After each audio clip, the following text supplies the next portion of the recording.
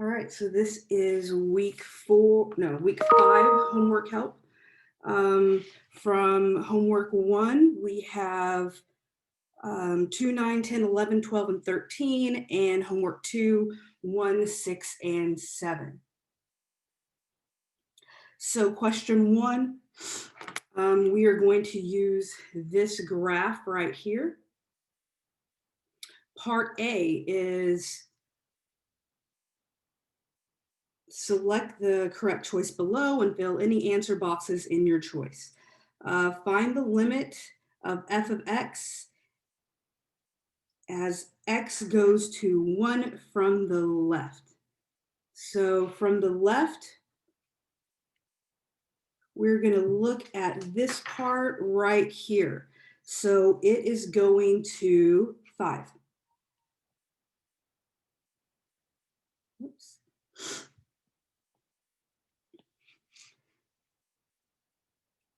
Part 2, select the correct choice below. The limit as x goes to 1 from the right. From the right is here. So we're going to look at this part right here, and it is going to 0. The y value there is 0. All right, and then part 3 is the limit as x goes to 1. Well, if from the left it's 5 and from the right it's 0, they're not the same, so the limit does not exist. Now it says find f of 1. So where is it defined at 1? I'm trying to make it big. So at 1, it's defined right there. So it is defined at 3.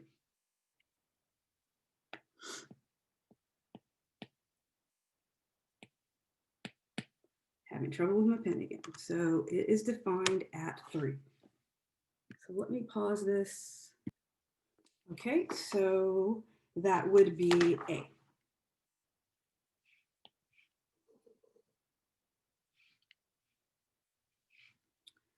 All right, the limit of f of x as x goes to 3 from the left.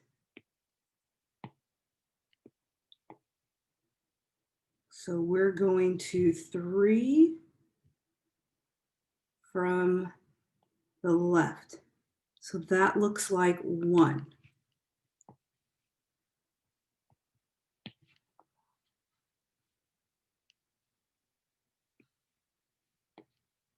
Oops.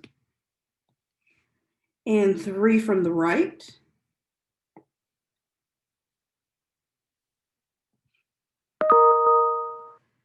And that is also 1. So that limit definitely exists. So the limit as x goes to 3 is also 1. And f of 3. So f of 3 is also the same thing, which is 1. Oops, wrong one. All right, so that's it for that one. Next question says evaluate the following limit. All right, I can't plug in 0 because that would make it undefined, but I can do some algebra manipulation. And I think the easiest way would be to look at the numerator and multiply by the common denominator. That common denominator is going to be 9 times 9 plus h. I'm going to multiply the top and the denominator, the numerator and the denominator by that common denominator.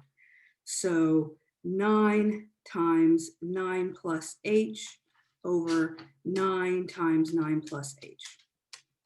All right, so that gives me the limit as h goes to 0.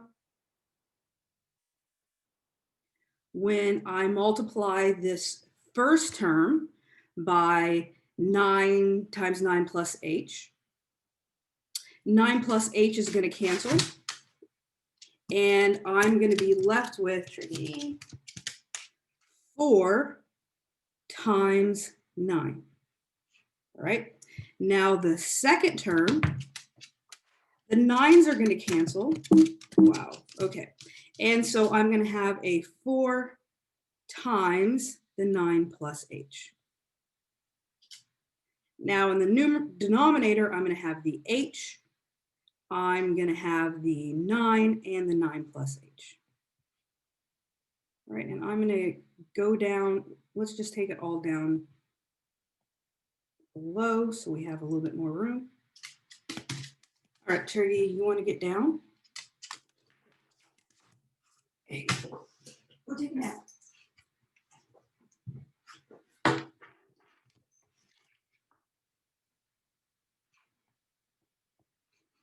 So I have the limit as h goes to 0. So I have a 36. Distribute that -4. So minus 36 minus 4h. And I'm going to write the denominator as 9h times 9 minus h. In the numerator, I'm left with a -4h over a 9h 9 minus h. So now my h's can cancel.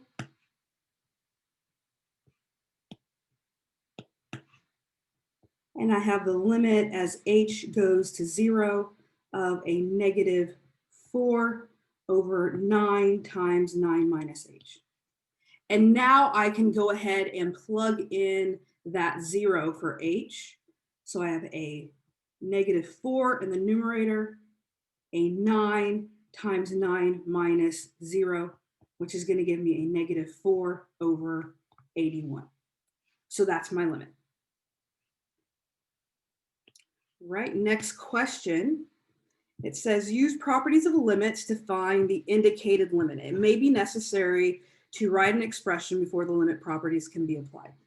Now, again, we have a situation where if I directly plug in the 100, I get something that's undefined. So again, we have to do some algebraic manipulation. And what happens every time you kind of see a square root in this class in the numerator, you should think rationalize the numerator. So what we're going to do is we're going to multiply by the conjugate. So square root of x plus 10, square root of x plus 10. And I get the limit as x goes to 100. I need to FOIL. Square root of x times square root of x gives me x. And what happens with the conjugate is always our middle terms are going to cancel. I'm going to go ahead and write it out though. So FOILing, I get my outer, which is plus 10 square root of x, inner minus 10 square root of x, and last is going to be -100.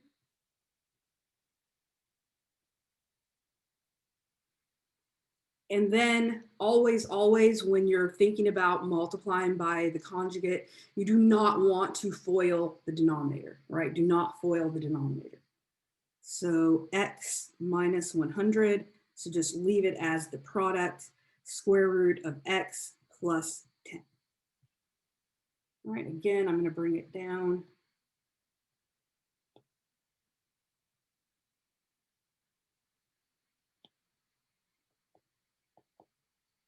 Right, so again, my middle two terms are going to cancel, and I have a limit as x goes to 100 of x minus 100 over x minus 100 over square root of x plus 10. Had we FOILed the denominator, we wouldn't have seen that our x minus 100s would have canceled. So I get the limit as x goes to 100 of 1 over the square root of x plus 10. Now I can plug in my 100. All right, so I can take the limit 1 over the square root of 100 plus 10, and the square root of 100 is 10. So I have 10 plus 10, 1 over 20. All right, so our next question is another limit. Use the properties of limits to help decide whether the limit exists. If the limit exists, find its value. All right, Again, another such situation where if I plug in H, I plug in 0 for H, I get something undefined. Okay, so what I'm gonna do, the natural thing I should think about here is just go ahead and FOILing my 3x plus 2h. So why don't we just come over here and compute 3x plus 2h times 3x plus 2h.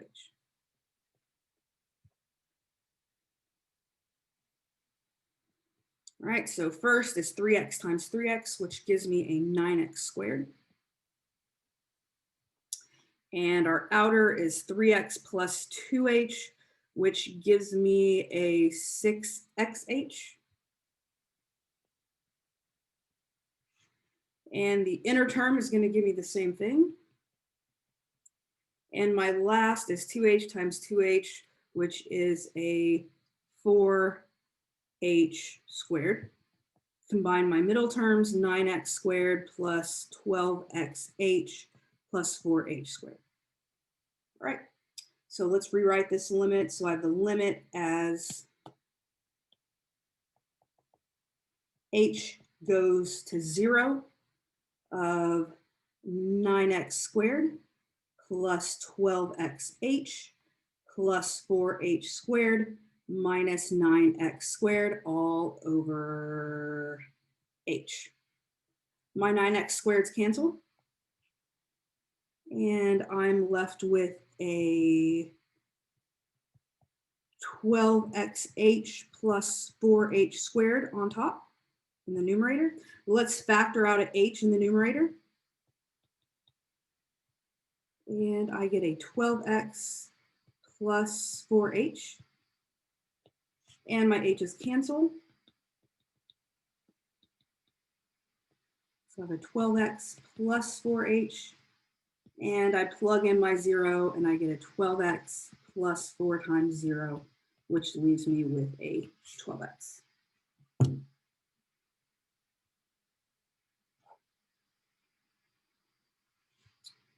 All right. This one says use the properties of limits to help decide whether the limit exists. If a limit exists, find its value. So I have the limit as x goes to infinity of 9x squared minus 2x to the 4th, 8x squared minus 3x minus 6. So the key to if we're taking the limit as x goes to infinity is you always divide by the highest power in the denominator, always in the denominator. All right, so the highest power in the denominator we have is an x squared. All right, so I have a 9x squared over x squared minus 2x to the 4th over x squared. I have an 8x squared over x squared minus 3x over x squared minus 6 over x squared. Let's reduce.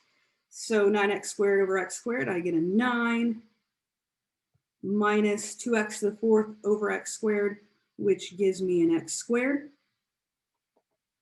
8x squared over x squared gives me 8. 3x over x squared gives me a 3 over x. And then this is going to stay the same. Now, what I know is if I have a constant over x squared, x cubed, x whatever, then that is always going to give me 0. So I know this goes to 0 and this goes to 0. Well, 9 and 8 are going to stay the same, but look at this term. This term is definitely going to go off to infinity. All right, so this whole thing is going to go to infinity.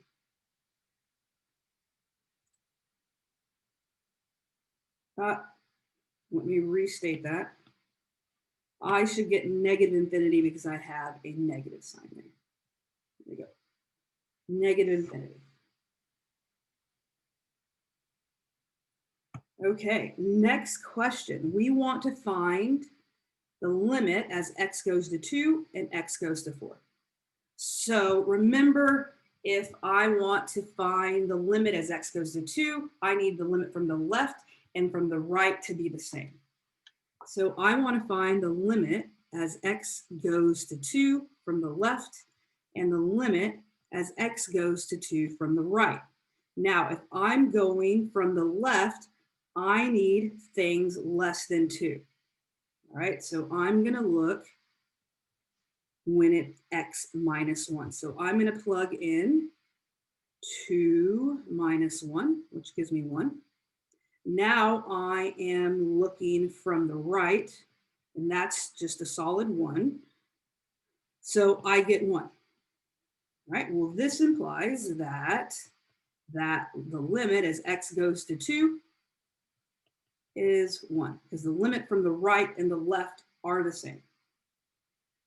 All right, so that limit is 1. Now we want to do the exact same thing at 4.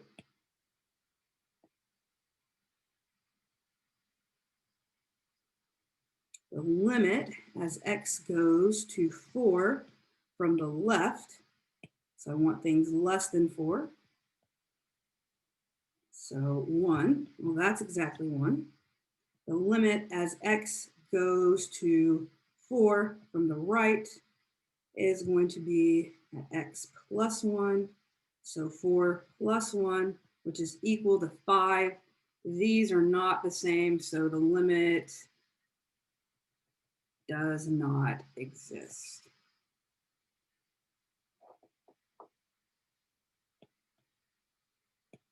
So limit does not exist. All right.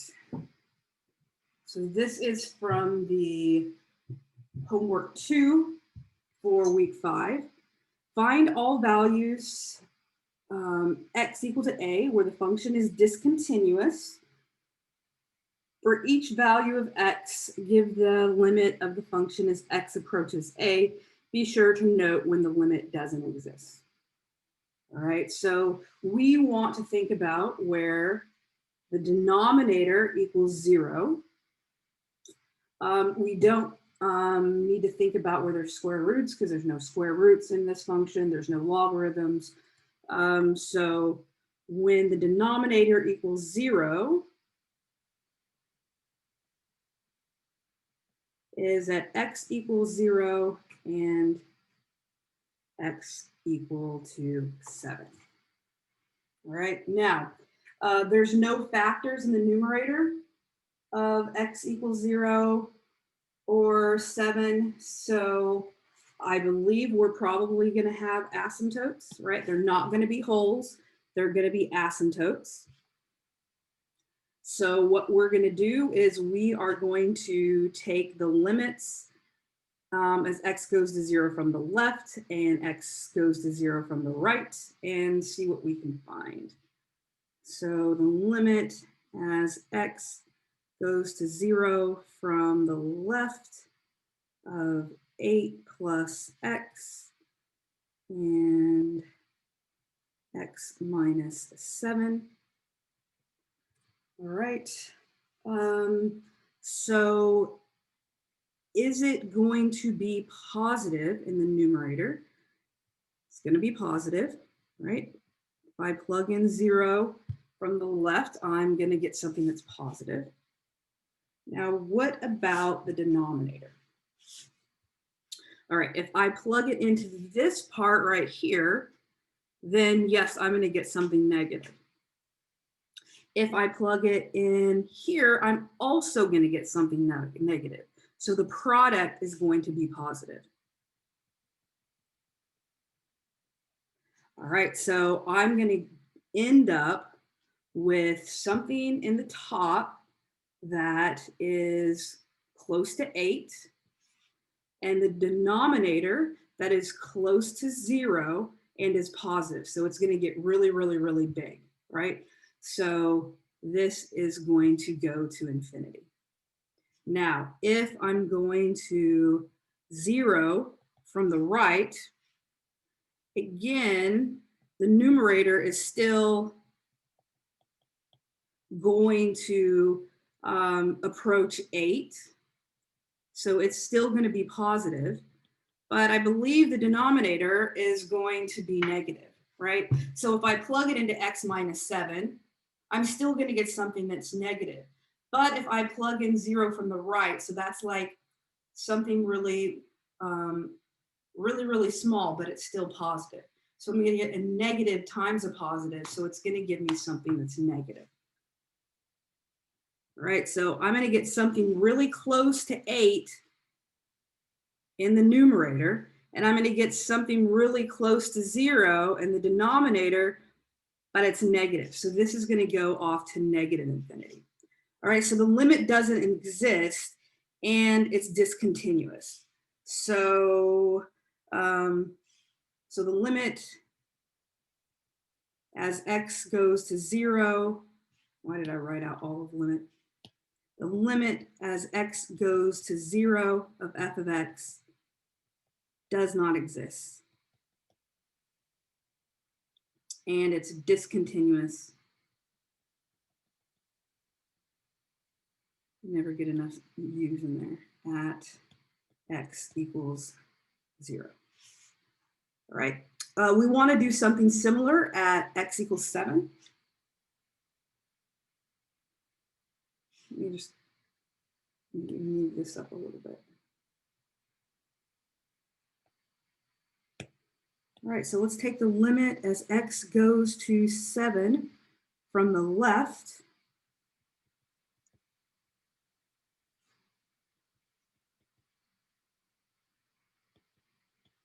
All right, so if I plug in 7 from the left, I'm still going to get something that's positive in the numerator, right? And it's going to be close to 15.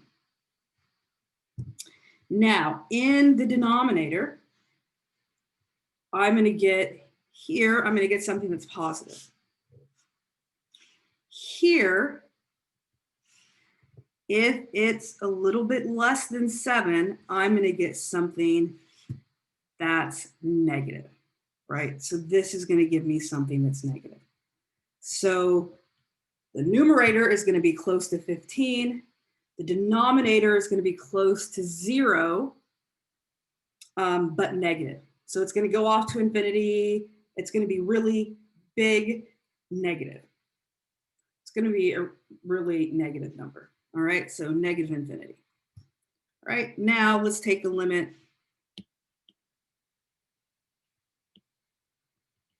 as x goes to 7 from the right.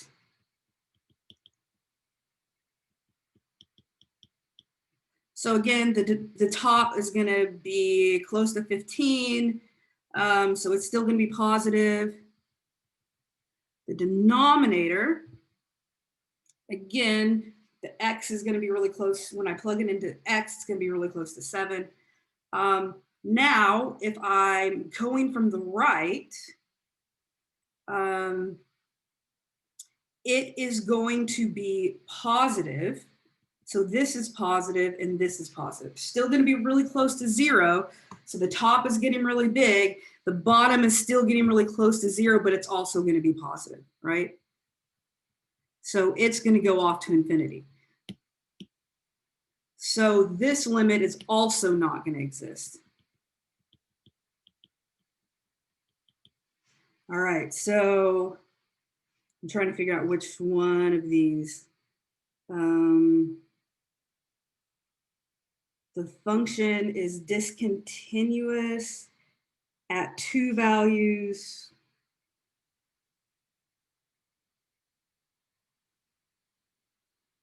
The function is discontinuous at 2 values. The limit for both values do not exist. All right, so 2 values, x equals 0 and 7. All right.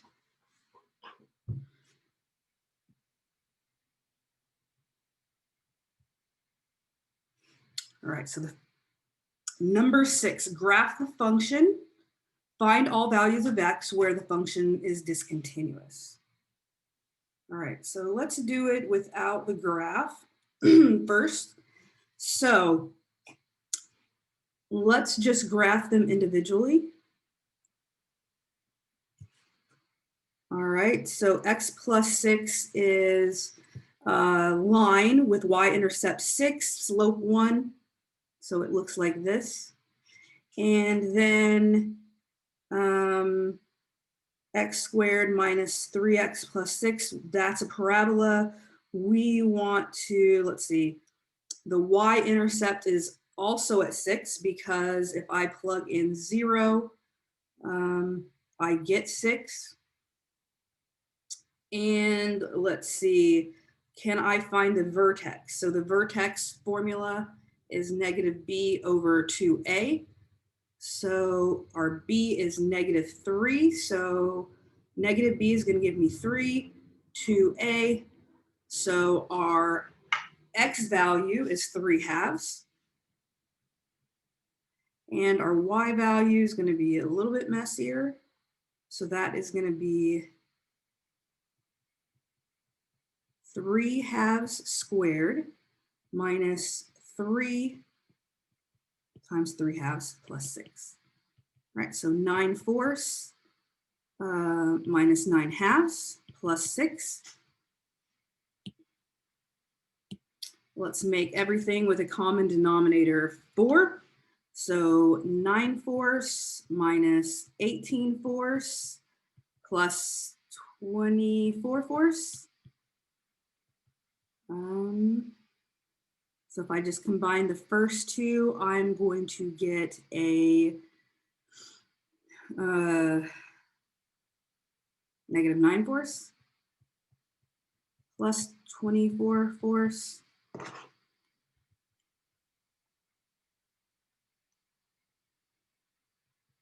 So I'm getting a 15/4. So it looks like my vertex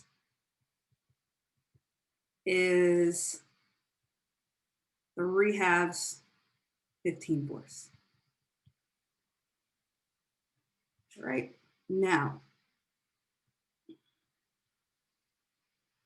this line is for x less than or equal to 0, and it's equal to at 0. So 1, 2, 3, 4, 5, 6.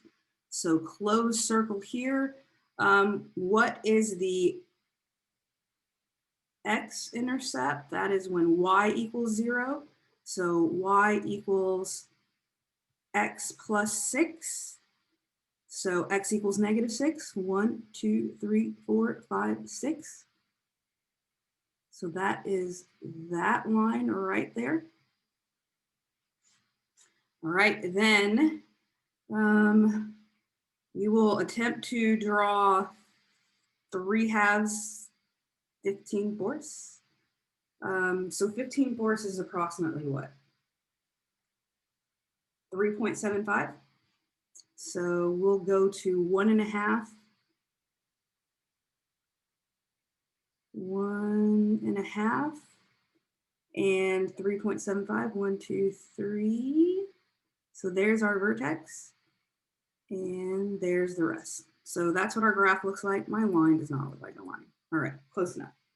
All right, now, where is this function discontinuous? So the only place where we could possibly have a discontinuity would be at 0, because both of these are polynomials, right? A line is a polynomial. It's a polynomial of degree 1, right? So polynomials are continuous everywhere. The only place it can be discontinuous is where it's separate, where it splits up at 0. But if I plug in, the way that we should go about this is take the limit as x goes to 0 from the left, and the limit as x goes to 0 from the right. Well, if I go from the left, I plug in 0 plus 6, which gives me 6. From the right, I do the same thing, and I get 0 squared minus 3 times 0 plus 6, and I also get 6. Well, those limits are the same, and so let me just remind you what it means to be continuous. 1, the limit has to exist.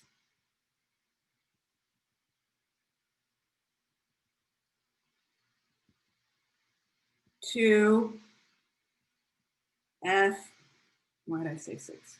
F of 0, the limit as x goes to 0, has to exist.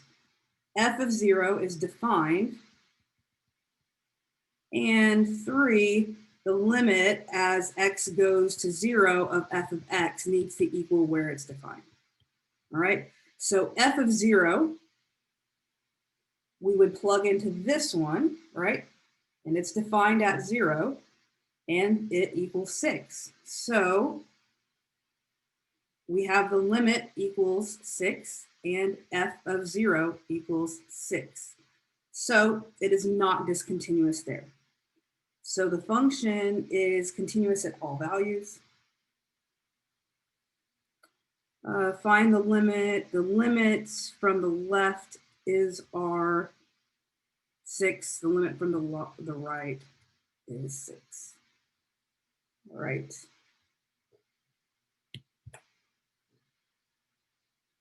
All right, last one. Find the value of the constant k that makes the function continuous. All right, so we just said this a minute ago. It needs to be defined at this value, and it also, the limit needs to exist. Well, we already know that it's defined at 5 because they tell us. Now we need the limit to exist. All right, so what I notice is hopefully if this x minus 5 factors, then I can find the limit there. All right, so remember what happens is if there is a factor, then there is a whole, right? Remember we talked about this. If there is a factor in the numerator and the denominator, what happens is there's a whole. But if we define where there's a hole to be here, and it happens to fill in that hole, then it's going to be continuous there, right? So what's happening is, you know, we have this quadratic, but this there's a factor there that's going to take out this x minus 5, but it creates this hole. But it's a piecewise function, and they're going to define that where this hole is exactly that point, right? So if they can set these equal to each other so it's exactly that point, then it will be continuous there, okay? So the first thing we want to do is we want to factor this numerator here, and I'm going to use the AC method. So 2 times negative 25 is going to give me a negative 50. So I need 2 numbers that multiply to be negative 50 and add to be negative 5. So negative 10 and 5. So 2x squared minus 10x plus 5x minus 25, which gives me, I'm going to factor the first 2 terms, 2x, and I get an x minus 5. And the next 2 terms, I'm going to factor out a 5, and I get an x minus 5. And I factor out an x minus 5, and I'm left with a 2x plus 5. Right, so that's my factor in the numerator. So if I have an x minus 5 over a 2x plus 5, whoops.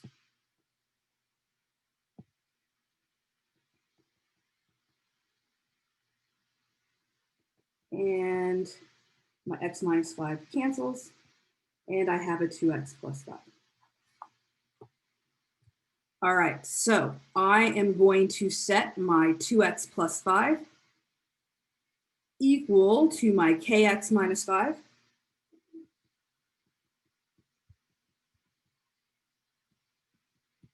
When x is exactly 5, right? So 2 times 5 plus 5.